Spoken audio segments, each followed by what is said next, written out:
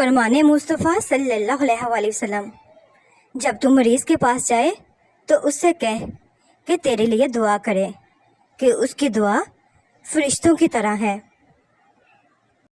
احساس کمتری کی علامات: ہر چھوٹی بات پر معافی مانگنا، اپنی کامیابیوں کو بہت چھوٹا سمجھنا، لوگوں کو ہمیشہ خوش کرنے کی کوشش کرنا، اپنی خوبیوں اور خامیوں سے آگاہ نہ ہونا، ہمیشہ جذباتی رویہ اختیار کرنا، روکار لوگوں سے ہمدردی وصول کرنا۔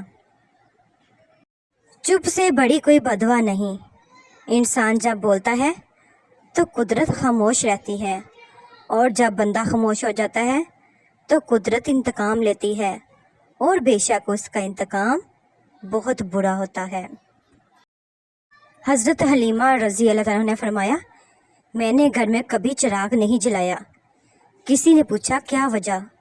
انہوں نے فرمایا، محمد مصطفیٰ صلی اللہ علیہ وسلم کے ہوتے ہوئے کسی چراغ کی کیا ضرورت؟ بیوی چاہے جتنا بھی کام کر لے، یہ کہہ کر اس کی دل شکنی کر دی جاتی ہے کہ یہ تو عورت کے فرائض میں شامل ہے۔ یہ ایک غلط سوچ ہے۔ اگر ایک عورت گھر کا خیال نہ رکھے، آپ کو کھانا نہ پکا کر دے، آپ کے کپڑے نہ استری کرے، تو کیا آپ کا گھر چل سکتا ہے؟ عورت ایک نعمت ہے، اس کی قدر کریں۔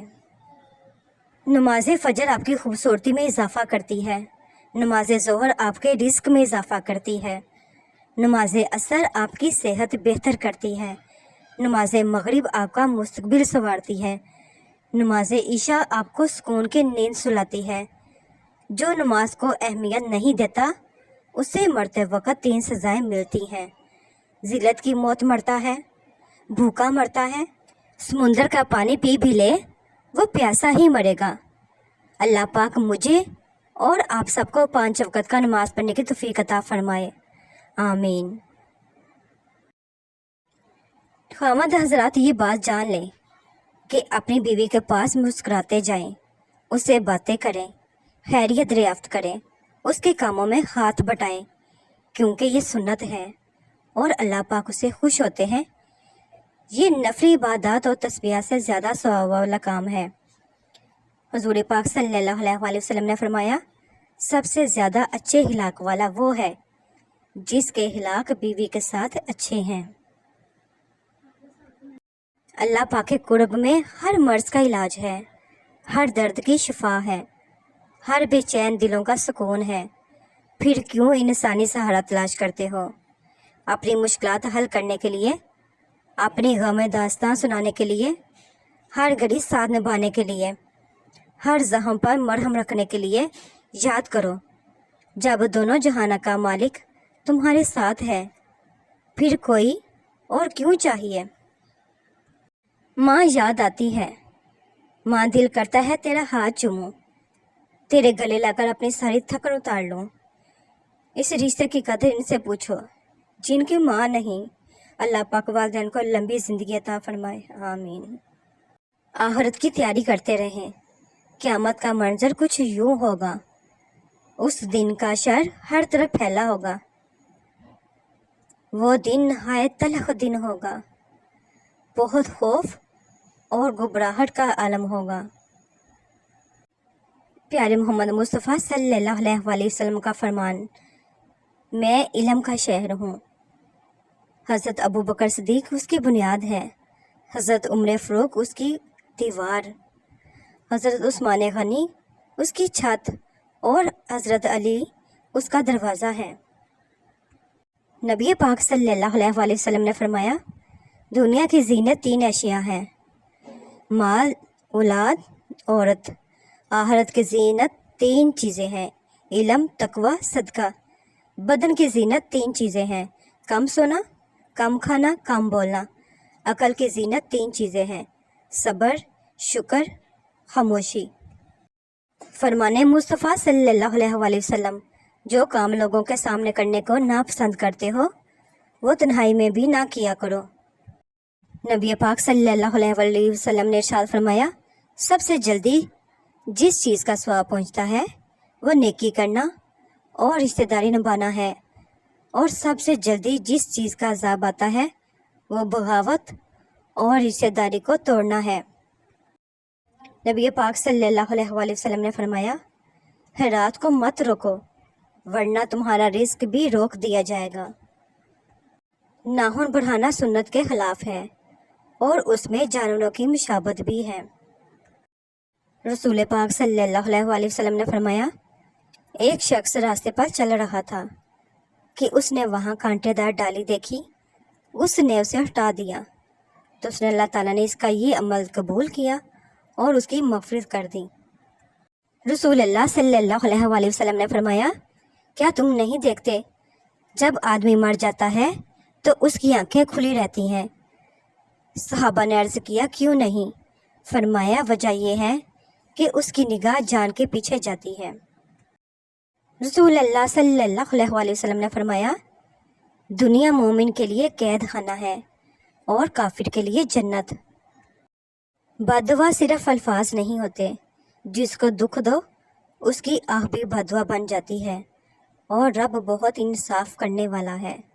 بے شک رسول پاک صلی اللہ علیہ وآلہ وسلم نے فرمایا، جو شخص نرد چوسر کا کھیل یا شطرنج کی گوٹ یا مہرہ کھیلتا ہے تو وہ ایسے ہے جیسے اس نے خنزیر کے گوشت اور اس کے خون سے اپنا ہاتھ رنگین کیا ہو۔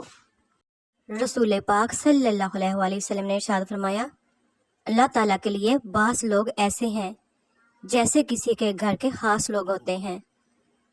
صحابہ کرام رضی اللہ تعالیٰ نے عرض کیا، وہ کون لوگ ہیں؟ ارشاد فرمایا، قرآن شریف پڑھنے والے، کہ وہ اللہ والے اور اس کے خاص لوگ ہیں۔ رسول پاک صلی اللہ علیہ وآلہ وسلم نے فرمایا، سبحان اللہ والحمد للہ ولا الہ الا اللہ واللہ اکبر پڑھ لینا مجھے پوری کائنات کے مل جانے سے زیادہ افضل ہے۔ بھروسہ خود پر کرو تو طاقت بن جاتا ہے، دوسروں پر کرو تو کمزوری بن جاتا ہے۔ جب کوئی دوست تمہیں اپنا راز بتائے تو یہ سمجھ لینا کہ وہ اپنی عزت میں امانت دیتا ہے، اس میں کبھی بھی خیانت مت کرنا۔ سورۃ کہف میں ایک سبق ہمارے لیے یہ بھی ہے کہ جب کچھ ایسا ہماری زندگی میں ہو رہا ہو جس کی سمجھ نہ آئے تو ہمیں صبر کر لینا چاہیے، کیونکہ ضروری نہیں کہ ہمیں ہر چیز کی حکمت فوراً ہی سمجھ آ جائے۔ کبھی کبھی یہ باتیں وقت کے ساتھ ہی سمجھ آتی ہیں، وقت سارے راز کھول دیتا ہے۔ نرم دل لوگ جلدی رو پڑتے ہیں، جلدی روٹھ جاتے ہیں، جلدی مان بھی جاتے ہیں۔ سنا ہے اللہ پاک کو ایسے لوگ بہت پسند ہیں۔ الحمدللہ کہنے کی عادت ڈالو، کیونکہ اللہ پاک شکر گزاروں سے بڑی محبت کرتا ہے۔ رب فرماتا ہے، سب کچھ چھوڑ کر اندھا اعتبار کر لو مجھ پر، یقین کرو میں اپنے وعدوں کا بڑا سچا ہوں۔ بے شک انسان کی اپنی زبان انسان کا بہترین دوست بھی ہے اور بدترین دشمن بھی۔ ایک سائل نے کسی دانا شخص سے پوچھا، کیا چیز زیادہ اہم ہوتی ہے، راستہ یا منزل؟ دانا شخص بولا، تمہارا ہم سفر۔ دنیا کا سب سے مخلص شخص آپ کا والد ہوتا ہے۔ کبھی کسی کے سامنے اپنی صفائی پیش نہ کرو، کیونکہ جسے تم پر یقین ہے اسے ضرورت نہیں، اور جسے تم پر یقین نہیں وہ مانے گا نہیں۔ ہر انسان کی عزت اور اس سے محبت کرو، کیونکہ ہر انسان میں خدا کی کوئی نہ کوئی صفت موجود ہوتی ہے۔ اس دنیا میں اجنبی رہنا ٹھیک ہے، لوگ بہت تکلیف دیتے ہیں اپنا بنا کر۔ سانپ کا ڈسا ہوا انسان تڑپ تڑپ کر مرتا ہے، مگر انسان کا ڈسا ہوا انسان مرتے دم تک تڑپتا ہے۔ اندھیرے کو اندھیرا نہیں بلکہ روشنی بھگاتی ہے، نفرت کو نفرت سے نہیں محبت کے نور سے دور کیا جاتا ہے۔ قصہ مختصر، قبر کے باہر یا قبر کے اندر کسی ایک جگہ تو مشقت اٹھانی ہی پڑے گی، اب کہاں اٹھانی ہے اس کا انتخاب آپ خود کر لیں۔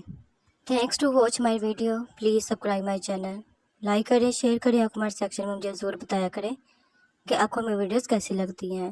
خوش رہیں آباد رہیں۔